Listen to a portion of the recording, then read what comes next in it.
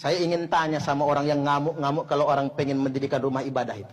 Dari mana dia dapat dalilnya, Pak? Ada nggak di Quran? Kalau ada gereja hancurin, ada nggak?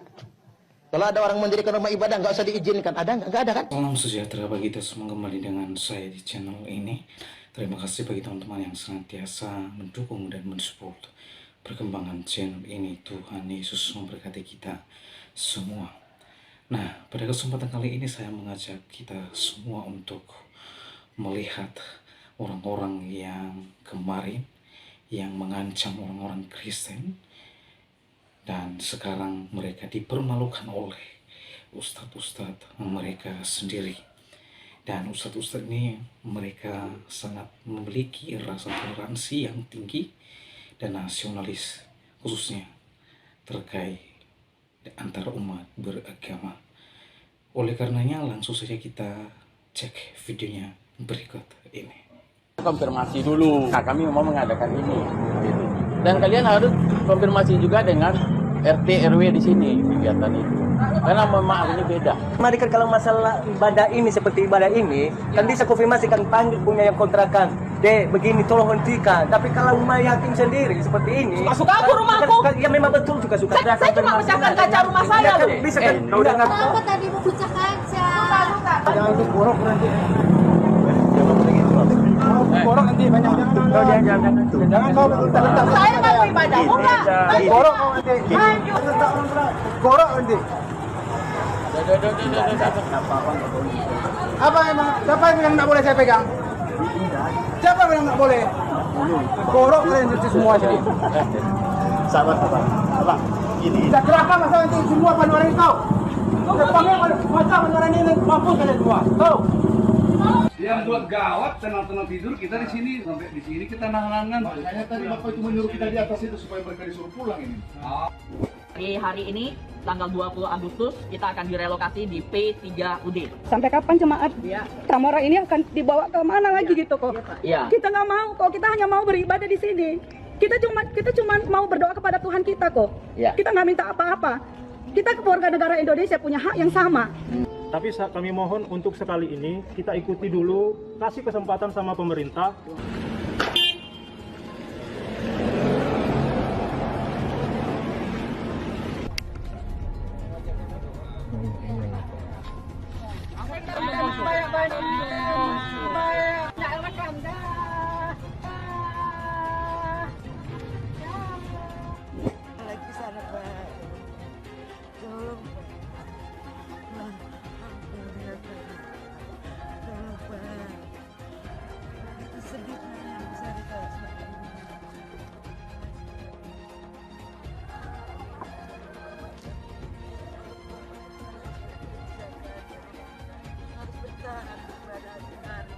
Negara yang seperti ini harus memohon kepada negara untuk mereka bisa beribadah.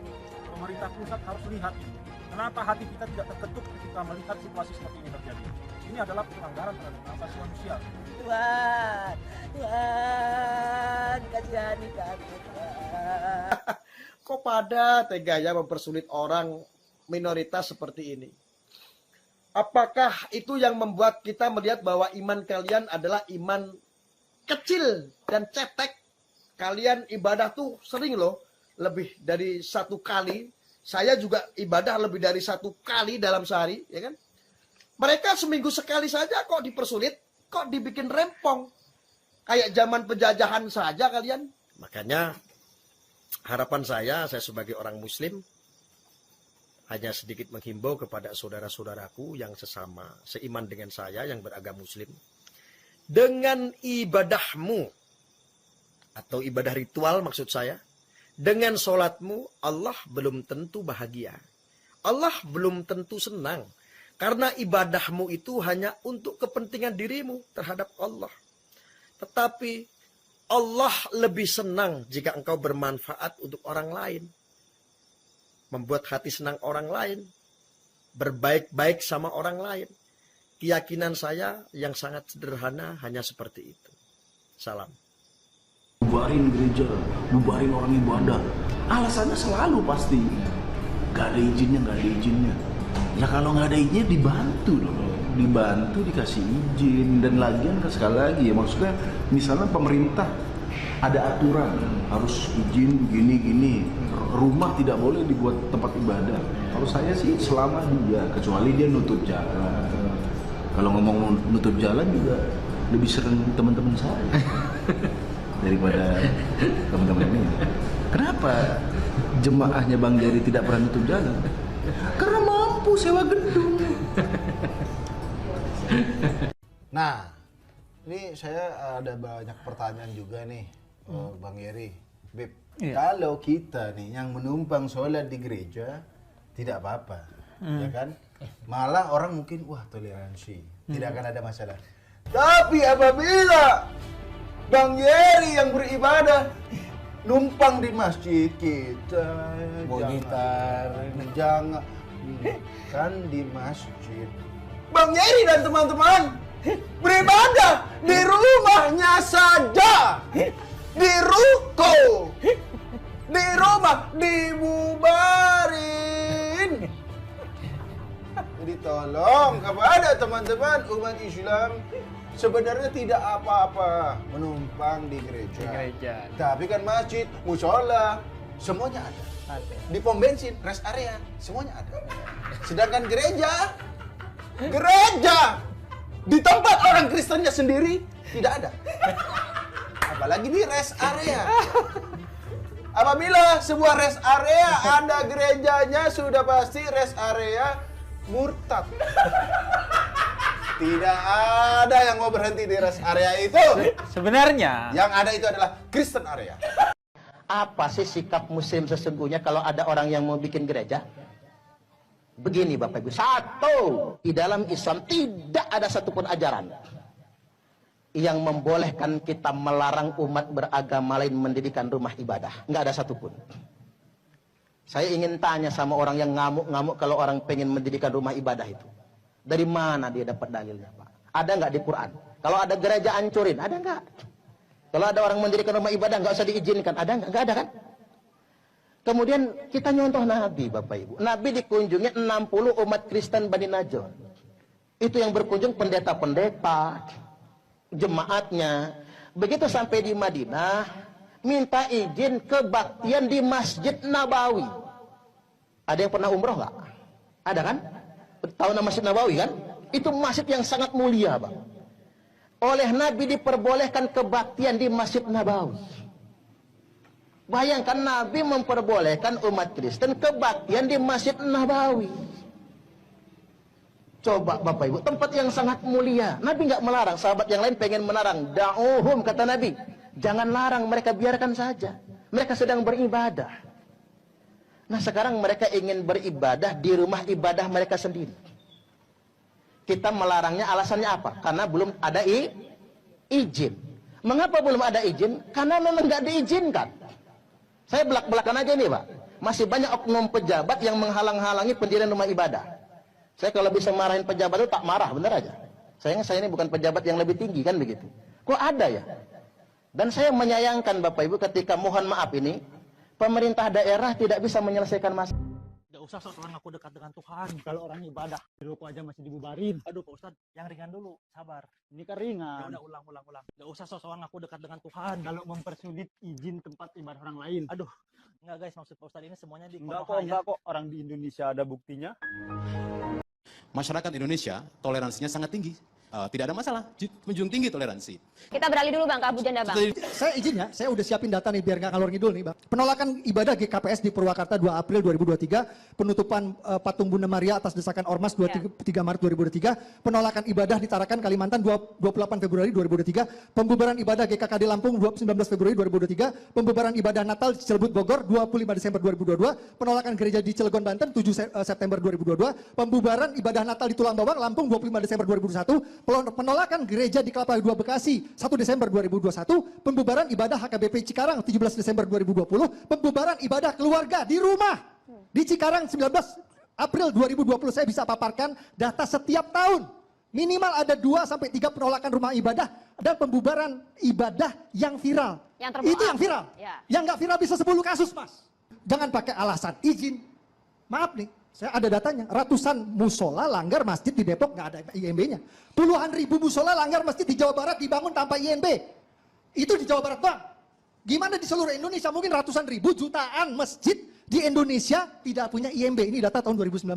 Ya, faktanya memang non Muslim aja yang sulit urus izin. Jadi kenapa non Muslim saja yang sulit urus izin? Sementara kita umat Islam tidak pernah kita terbentur dengan kesulitan izin dalam membangun masjid. Yang kedua, tepos lironya mana? Kalau kata wong Jawa ini tenggang rasa gitu ya. Orang lagi ibadah, orang Kristen ibadah itu kayak orang kita umat Muslim lagi sholat jamaah lah gitu. Sekarang balikin ke diri kita. Kalau kita lagi sholat jamaah ada yang datang, tiba-tiba bubar. Udah ada izin belum nih? Kira-kira perasaan kita gimana bang? Dan itu dianggap kebiasaan, dianggap normatif, dianggap kelaziman. Gila nggak?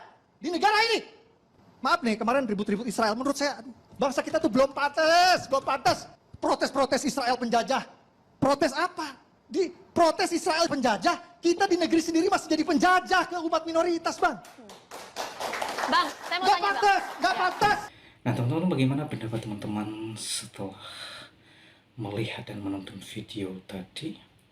Bagi saya secara pribadi, wow, sungguh luar biasa. Ya saudara-saudara, dimana ustadz-ustadz ini ya sungguh sangat memiliki rasa toleransi antar umat beragama dan memiliki wawasan nasionalis dan wawasan kebangsaan yang sungguh luar biasa. Ya, dan bagi saya bersyukur masih ada ustadz-ustadz yang sungguh luar biasa dan tokoh-tokoh agama yang sangat nasionalis terkait dengan antara umat beragama. Dan bagi saya, ustadz seperti inilah yang dirindukan oleh bangsa ini.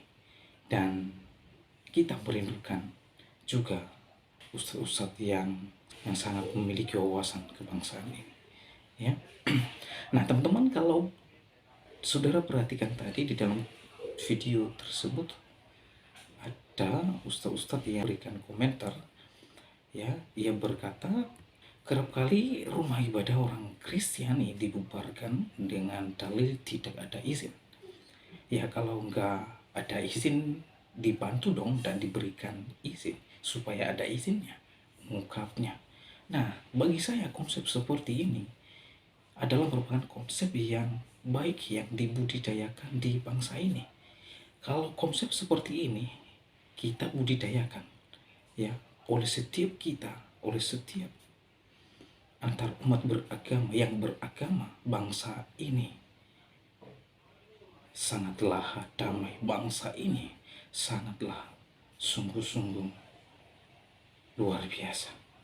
Ya, jadi konsep seperti ini yang bagus, yang dibudidayakan, yang ditanamkan terhadap antar umat beragama, sehingga tidak ada konflik antara satu dengan yang lain. Oleh sebab itu saudara, di akhir video ini saya menyampaikan berita tentang sukacita, yaitu tentang Yesus Kristus, yang dimana Yesus Kristus datang ke dunia sama seperti manusia, sebab Allah memperkenalkan dirinya kepada dunia melalui pribadi Yesus Kristus.